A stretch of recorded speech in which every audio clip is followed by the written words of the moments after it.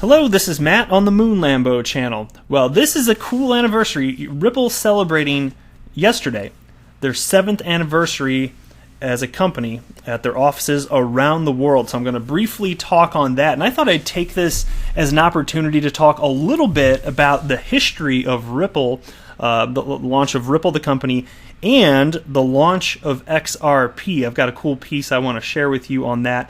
Then I've got some tweets, mostly from XRP community members that I found fascinating that I wanted to share with you. And I'll wrap up the video with a piece from Cointelegraph titled, Tom Lee, Backed to Improve Trust with Institutions to Crypto in 3 Days. Now, before we get going here, if you would please delicately tap that like button, and if you're a fan of Ripple and XRP, go ahead and subscribe to the Moon Lambo channel. I definitely appreciate all of the support. So here's a tweet from Ripple late yesterday. The official Ripple Twitter account says, "Today we celebrated our 7th anniversary at Ripple offices around the world."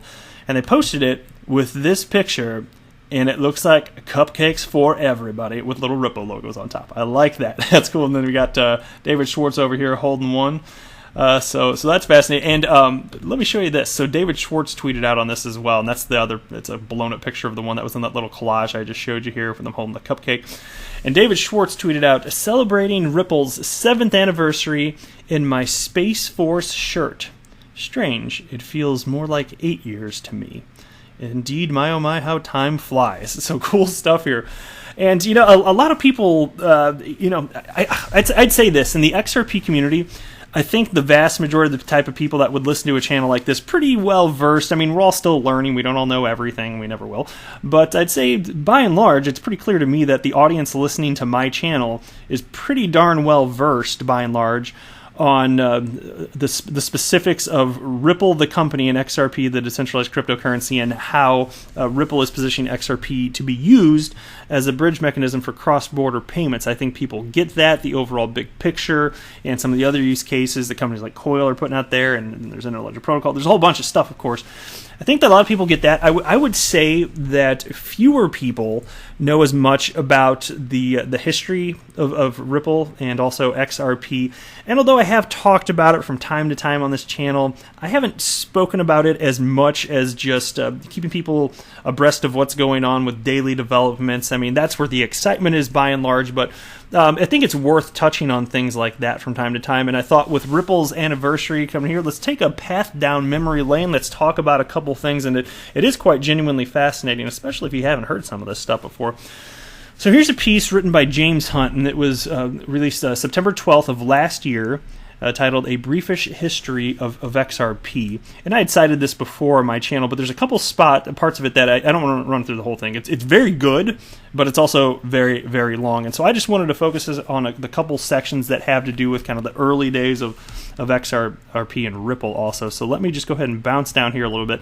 And so under the subheading titled Background, it says, XRP was conceived by its founders Chris Larson, Jed McCaleb, and Arthur Brito in 2012. However, the events that led up to this started many years before and provide an important background to the digital asset, enter Ripple Pay. And so Ryan, I'm going to say Fugger. It looks like Fugger, his last name Fugger, but I've heard people say Fugger mostly, and so I guess I'm going to go with that. If somebody knows for sure one way or another, let me know. But Ryan Fugger is a web and decentralized systems developer from Vancouver, Canada, and the founder of the Ripple project, which is ripplepay.com, essentially the predecessor to what has now become the XRP ledger. This was way back in 2004, way before Satoshi Nakamoto penned the famous Bitcoin white paper on October 31st of 2008.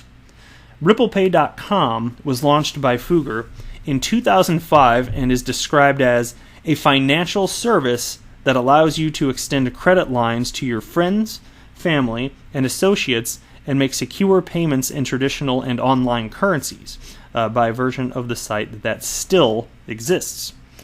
Even the Bitcoin founder is thought to have commented on this version of Ripple in response to a query from Mike Hearn, a former Bitcoin core developer, now at R3, in 2009, stating, quote, "Ripple is interesting. and that it's the only other system that does something with trust besides concentrate it into a central server. And that's a quote from Satoshi Nakamoto. Meanwhile, Jed McCaleb, the former owner of Mt. Gox, now co-founder and CTO at the Stellar Development Foundation, had been working on the eDonkey Network, a decentralized peer-to-peer file-sharing network. In May 2011, however, his attention turned toward developing a digital currency, the XRP ledger, along with Arthur Brito and David Schwartz. David Schwartz, now the CTO, who joined him later that year, by which the members of a network validated the transactions in contrast to the proof-of-work system that was by then being used with Bitcoin. Chris Larson, now executive chairman at Ripple, who had co-founded several Silicon Valley tech startups, joined Jed in 2012, and together with Jesse Powell, founder and CEO of Kraken, they reached out to Fugger to discuss their concept. Following negotiations with Fugger and members of the existing Ripple Pay network, Fugger agreed to pass over control of Ripple Pay to them. In September of 2012, they went on to also found OpenCoin Incorporated, although less than a year later, following an internal dispute, Jed McCaleb left the company. OpenCoin then began developing the protocol, building on the work done by Fugger, the founders and initial architects, seeking to enable the near-instant direct transfer of payments between two parties in any currency. This would dramatically improve upon the transaction fees and time delays within traditional systems that came before it. Amongst early investors in OpenCoin were Andreessen Horowitz, Bitcoin Opportunity Fund, now Digital Currency Group, Roger Ver, and Google Ventures, helping to provide an initial capital injection to OpenCoin and the projects it was working on. A lot of the original XRP terminology was, and continues to be in places, Ripple, based that the RP and XRP itself, the Rippled server, the Ripple's nickname for the cryptocurrency, which nobody's using anymore, by the way, right?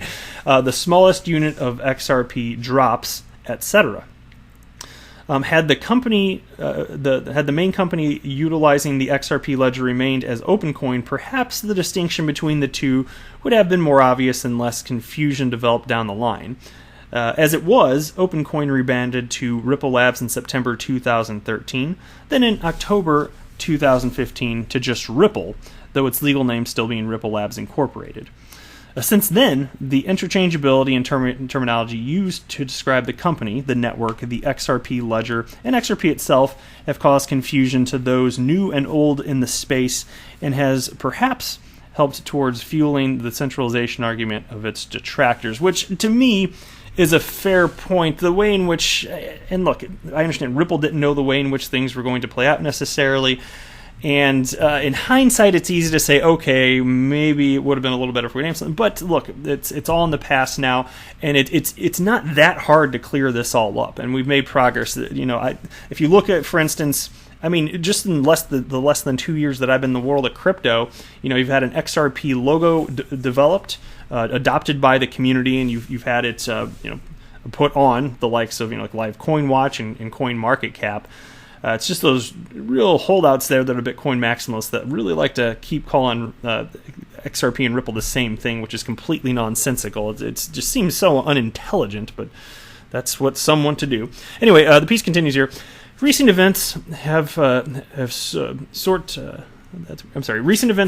help make the distinction clear again. However, following the launch of a community-based project for an independent symbol for XRP that concluded this month. Subsequently, Ripple's Triskelion, I'm not sure if I said that right, has started to be, that's the fidget spinner, by the way, has started to be removed from exchanges, trackers, etc. as it represents their company rather than the XRP cryptocurrency. The word Ripple has also been updated XRP by some, which makes sense, of course.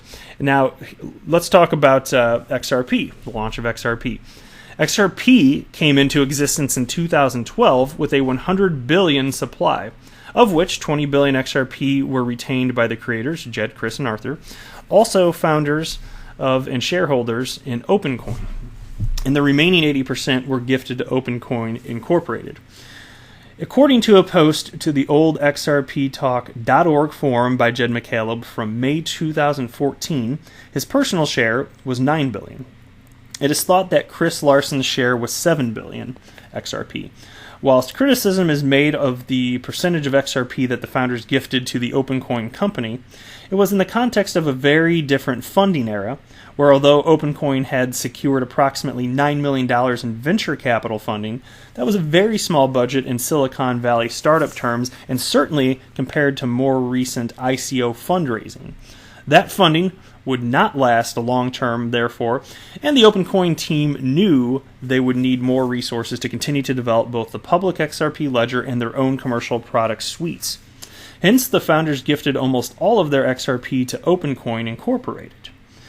Most of this has now also been placed in a cryptographically secured escrow account to create certainty of XRP supply at any given time and alleviate concerns that this could just be dumped onto the market. Which, of course, is not even remotely what Ripple's plan is for that. They have a 30-year distribution plan for their escrowed XRP holdings. But anyway, and then it writes, this is the last part I want to cover on this piece. Long before there was any concept of an ICO, there were also public giveaways or airdrops of XRP on Bitcoin talk forums.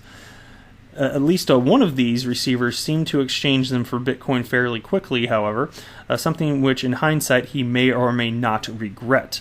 Other airdrops and charitable cause giveaways continued into late 2013 too, all designed as methods to promote XRP adoption in contrast to later fundraising methods used by other crypto projects. So it's a completely different era, and it would have been completely bizarre to have existed. Can you imagine working at Ripple at the start of this when there's just like a handful of employees? That's why I remember Bob Way, and I cited this in a fairly recent video, but not everybody watches all my videos, but he talked in one of the live streams. It was with either Alex Cobb or Brad Kimes. It was one of them.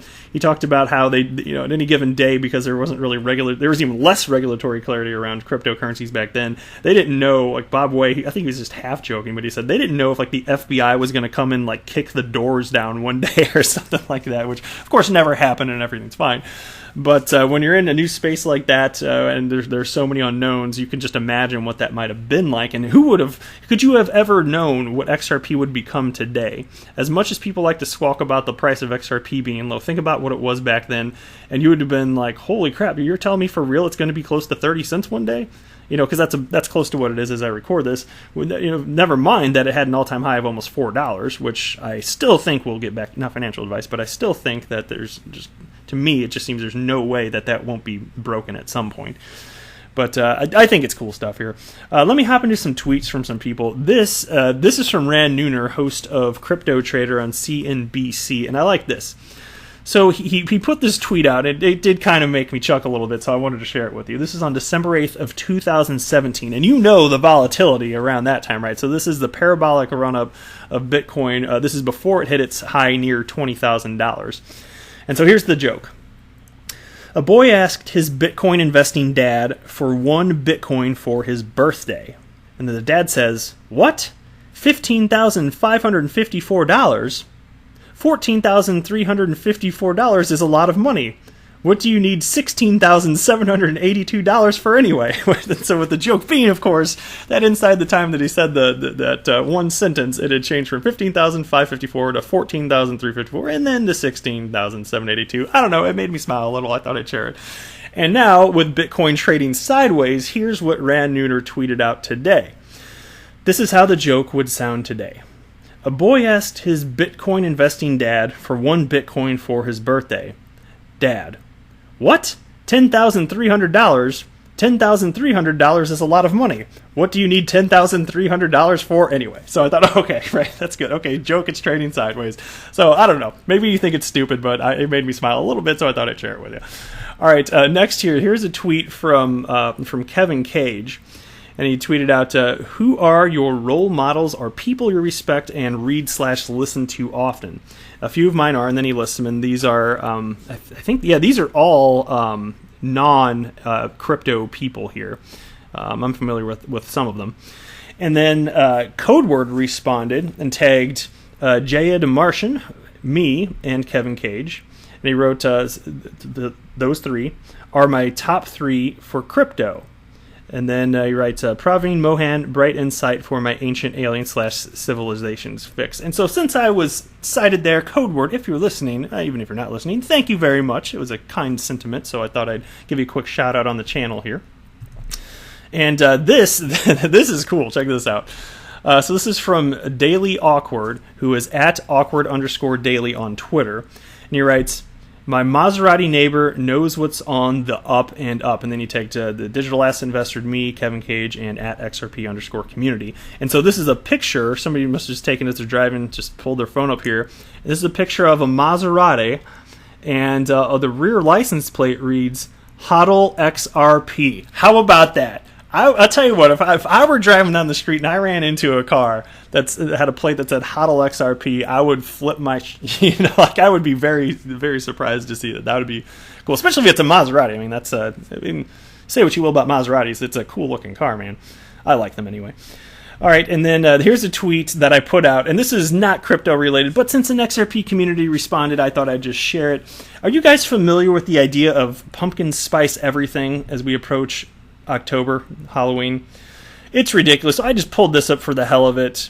If you're looking on the screen right now, this is a can of Pringles, pumpkin spice Pringles, and so you can just put pumpkin spice on anything.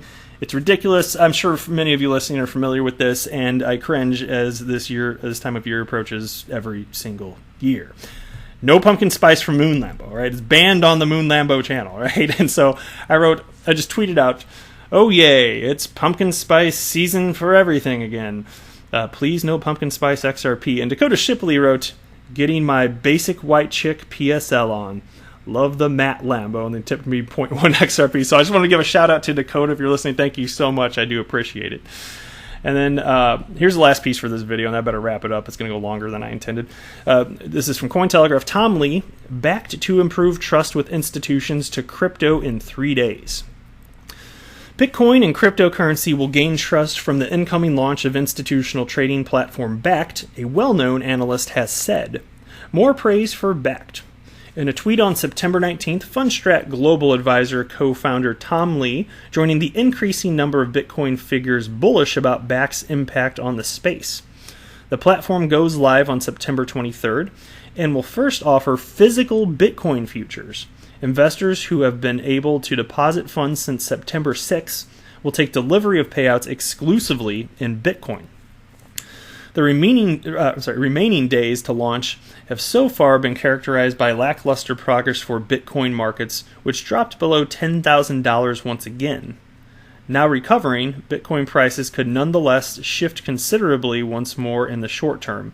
Lee wrote, quote, I am very positive on Bakkt and its ability to improve trust with institutions to crypto. Right? And then responses generated a further theory about current Bitcoin price weakness, which centered on Thursday's changeover day from CME Group's own Bitcoin futures. And so, and I've said this before, this is obviously good for the space. The fact that these contracts are physically settled, that means that supply and demand is affected. And that's why I'm looking forward to further infrastructure development and maturation of the asset class, because I believe at some point there's going to be XRP futures contracts and physically settled ones, and you can imagine what that will do. So I better leave it there, but thank you so much for watching. I am not a financial advisor. Do not buy or sell anything because of anything that I say or write. That would be a very, very, very bad idea. Until next time, to the Moon Lambo!